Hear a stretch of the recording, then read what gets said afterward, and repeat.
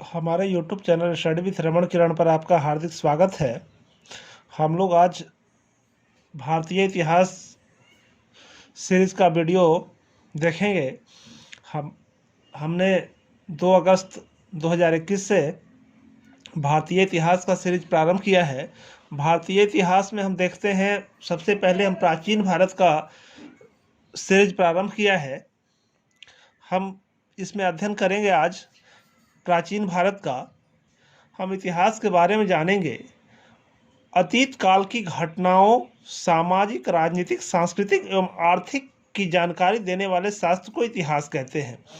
जब हम इतिहास की बात करते हैं तो अतीत काल की जो घटनाएं हैं, जो सामाजिक, राजनीतिक, सांस्कृतिक एवं आर्थिक रूप से हमें जानकारी प्राप्त कराता है, वह शास्त्र इतिहास कहलाता है। यूनानी इतिहासकार और भूगोलवेत्ता हेरोडोटस का इतिहास का जनक माना जाता है। हिस्ट्री शब्द का सर्वप्रथम उल्लेख हेरोडोटस ने ही किया। रोमन दार्शनिक सीसरो ने हेरोडोटस को इतिहास का जनक की संज्ञा दी थी। हेरोडोटस ने इतिहास पर अपनी प्रथम पुस्तक हिस्टोरिका लिखी। हेरोडोटस ही प्रथम इतिहासकार था जिसने इतिहास के शैक्षिक महत्व को रेखांकित किया। सबसे पहला इतिहासकार जो माना जाता है हेरोडोटस को, उसने इतिहास का जो शैक्षिक महत्व था उसने कायम किया। एक प्रसिद्ध इतिहासकार है जिनका नाम है ईएचकार। ईएचकार कहते हैं इतिहास वर्तमान एवं भूत के बीच संवाद कायम करता है। उनका कहना है कि इतिहास किसे कहते हैं? इतिहास मूल रूप से वह सामाजिक शास्त्र है जो वर्तमान एवं भूत के बीच एक संवाद कायम करता है। हम अब देखते हैं कि इतिहास लेखन की एक परंपरा रही है। इतिहास लेखन की क्या परंपरा है, उससे संबंधित क्या तथ्य हैं, इसके बारे में हम लोग अध्ययन करेंगे। इतिहास लेखन से संबंधित जो परंपरा है, 1776 में मनु स्मृति का अंग्रेजी भाषा में अनुवाद एक कोड ऑफ जेंटोलॉज नाम से सर विलियम जोन्स ने अनुवाद किया। 1776 में सबसे पहले मनुस्मृति का अंग्रेजी भाषा में अनुवाद किया गया। एक कोड ऑफ जेंटोलॉज नाम से सर विलियम जोन्स ने इसका अनुवाद किया। 1789 ईस्वी में अभिज्ञान शाकुंतलम एवं गीत गोविंद का भी विलियम जोन्स ने अंग्रेजी भाषा में अनुवाद किया। 1785 ईस्वी में एशियाटिक सोसाइटी के तहत चार्ल्स विल्किंसन ने भागवत गीता का अनुवाद किया तथा 1787 ईस्वी में हितोपदेश का। इस प्रकार हम देखते हैं कि हमारे जो प्राचीन ग्रंथ थे, जो संस्कृत में लिखे हुए थे, जिनकी जो दुनिया के सामने नहीं थे, तो विलियम जोन्स का एक विशेष योगदान है कि उन्होंने उसका अनुवाद अंग्रेजी में करा दुनिया के सामने प्रस्तुत किया। उसी प्रकार देखते हैं कि 1813 में होरेस हेमन विल्सन ने मेघदूत का अनुवाद किया। जैसा कि हम लोग जानते हैं, मेघदूत कालिदास की रचना है।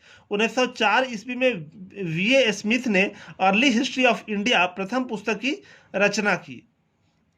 1924 ईस्वी में केपी जायसवाल ने हिंदू पॉलिटी की रचना की। डीडी कौशाम्बी ने an introduction to the study of Indian history की रचना की, जो बाद में ancient Indian culture and civilization a historic outline नाम से प्रकाशित हुई। हिस्ट्री ऑफ धर्मशास्त्र की रचना पीवी काणे ने की। इस प्रकार हम देखते हैं कि हमारे यहाँ के जो कुछ रचनाएं थी, उन्हें दूसरी भाषाओं में अनुवाद किया गया।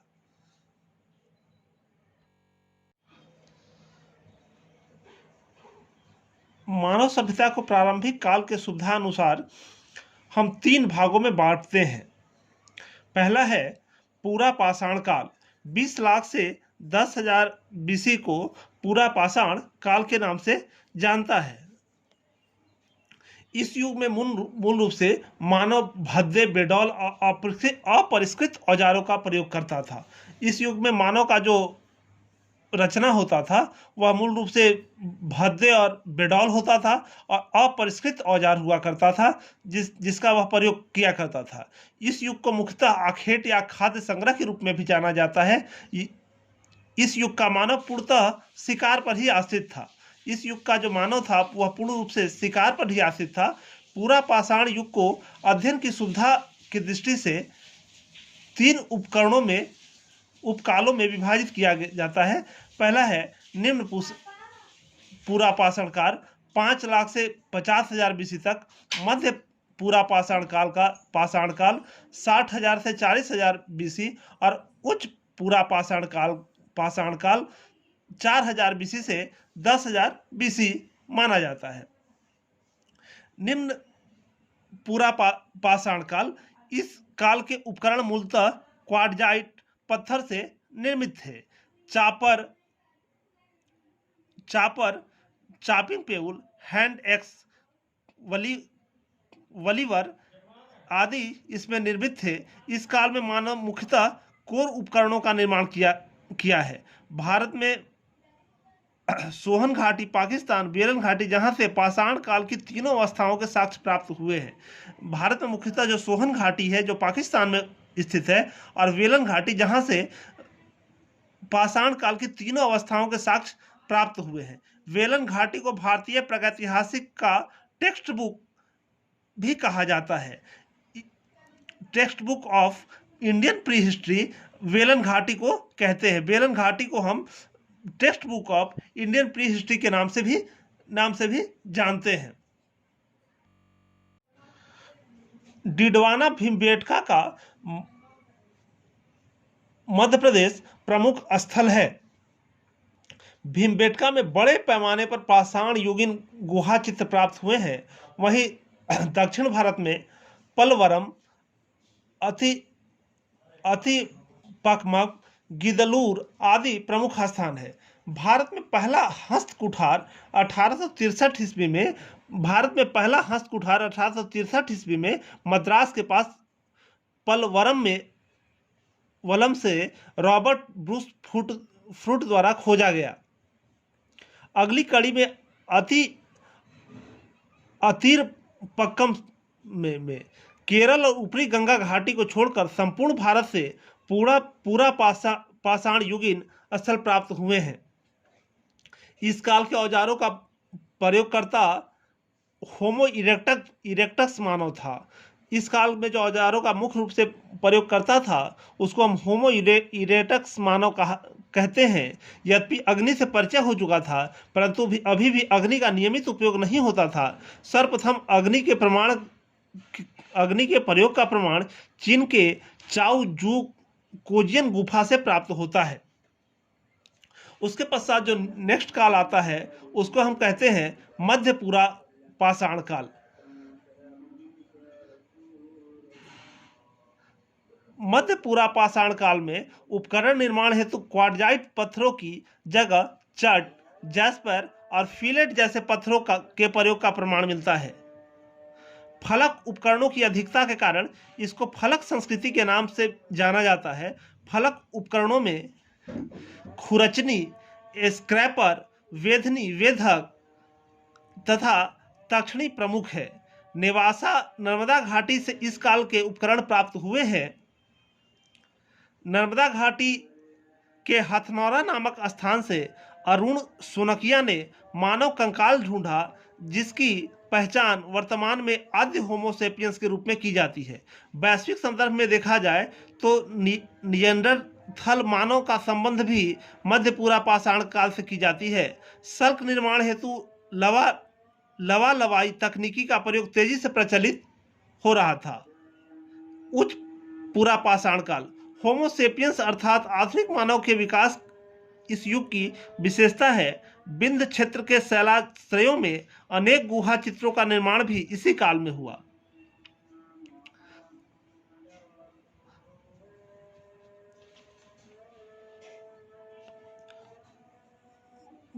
ब्लेड इस काल के प्रमुख उपकरण था। इसके अलावा खुरचनी, वेधनी, आरी, तक्षणी और चाकू प्रमुख उपकरण है। वेलन तथा सोन घाटी, सिंह भूमि, भूमि बेटका, बखूरी, बघोर पटने, इनाम गांव, रेणु गुटा, कर्नूल की गुफाएं आदि इस काल के उपकरणों के प्रमुख प्राप्ति स्थल है। कहीं कहीं से हड्डी के बने उपकरण भी प्राप्त हुए हैं। मछली पकड़ने के लिए कांटे भी प्राप्त हुए हैं। इस काल में हम देखते हैं कि मछली पकड़ने के लिए कांटे भी प्राप्त हुए हैं।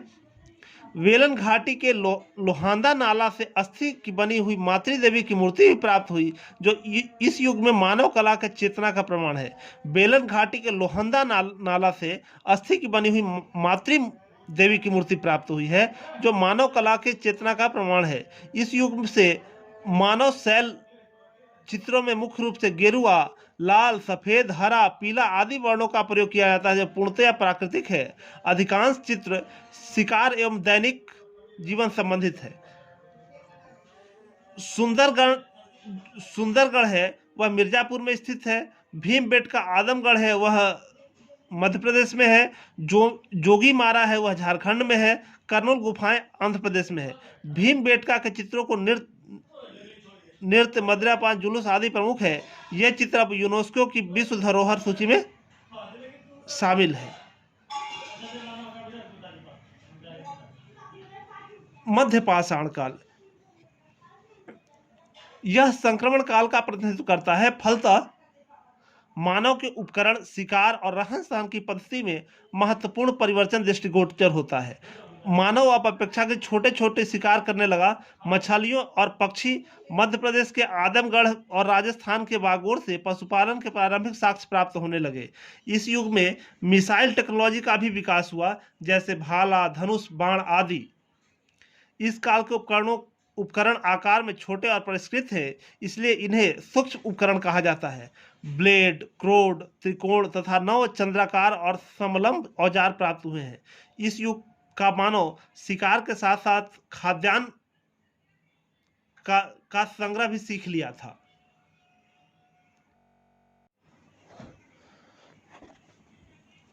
सर्वप्रथम कुत्ते को पालतू बनाया गया, जो शिकार में मदद करता था। कुत्ते का प्रयोग स्लेज गाड़ियों को खींचने में भी किया जाता था। 1867 ईस्वी में सर्वप्रथम सीएल कार्लाइल ने विंध्य क्षेत्र से मध्य पाषाण काल के औजार खोजे।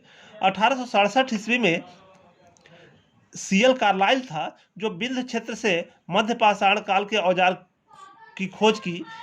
इस काल में मानव के कंकाल का सबसे पहला अवशेष प्रतापगढ़ के सराय नाहर राय और महदहा से प्राप्त हुआ।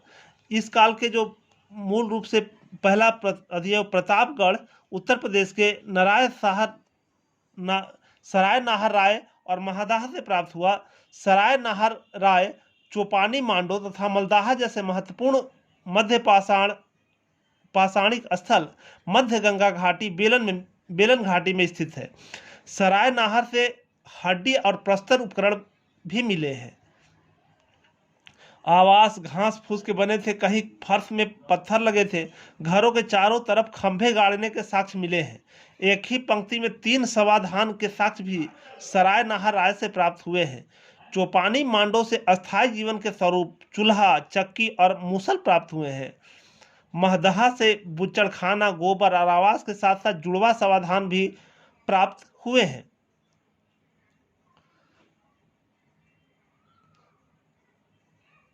राजस्थान के बागोर से पाषाण के साथ साथ लौह काल के उपकरण और मानव कंकाल मिले हैं।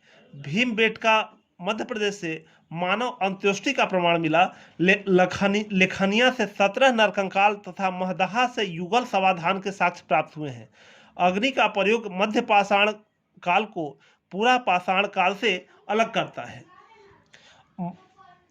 अग्नि का प्रयोग ही वह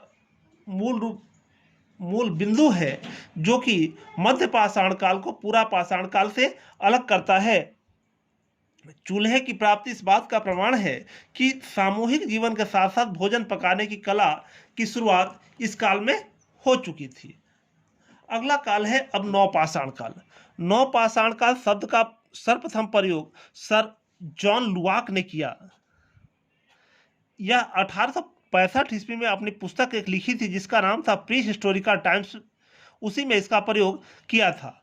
गॉर्डन चाइल्ड ने इसे रिवॉल्यूशन के रूप में वर्णित किया है। नवपाषाण काल के प्रस्तर उपकरण उत्तर प्रदेश के टोंस नदी घाटी में सर्वप्रथम 1860 ईस्वी में लेनमे सूरियर महोदय ने प्राप्त किया। नवपाषाण युगीन प्राचीनतम बस्ती पाकिस्तान में स्थित बालूचिस्तान प्रांत में मेहरगढ़ में है। यहीं से कृषि का प्राचीनतम साक्ष्य मिला है। मेहरगढ़ से कृषि का सबसे प्राचीनतम साक्ष्य प्राप्त हुआ है जो पाकिस्तान के बालूचिस्तान प्रांत में स्थित है। गार्डन चाइल्ड ने इसे अन्न उत्पादक अर्थव्यवस्था के रूप में वर्णित किया है। इस युग का उपकरण सुडौल, सूक्ष्म और पॉलिश युक्त है। कुठारी और कुल्हाड़ा इस युग की प्रतिनिधि उपकरण है। लुहरा देव संत कबीर नगर से 800 BC धान की खेती का साक्ष्य मिला जो दुनिया में प्राचीनतम है। विश्व स्तर पर नियमित खेती की शुरुआत हुई और ओखली, मूसल और सिलवट्टे का प्रयोग हुआ।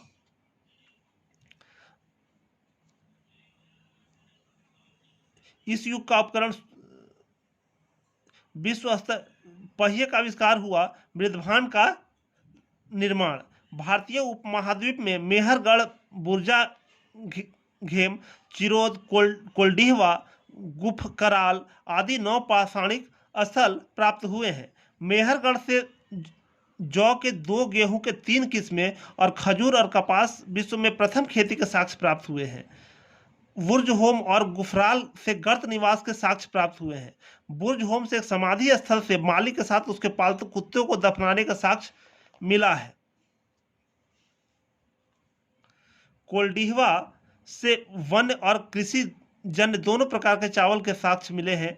चौपानी मांडो से संसार में मृदभांडों के प्राचीनतम साक्ष्य मिले हैं। बेलन घाटी के चौपानी मांडो से 3 किलोमीटर दूर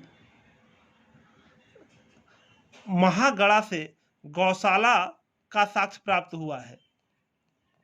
दक्षिण भारत में उगाई जाने वाली पहली फसल रागी थी। दक्षिण भारत में नवपाषाणिक काल 1000 BC तक चलता रहा। इसी समय यहाँ महापाषाणिक संस्कृति का उदय हुआ।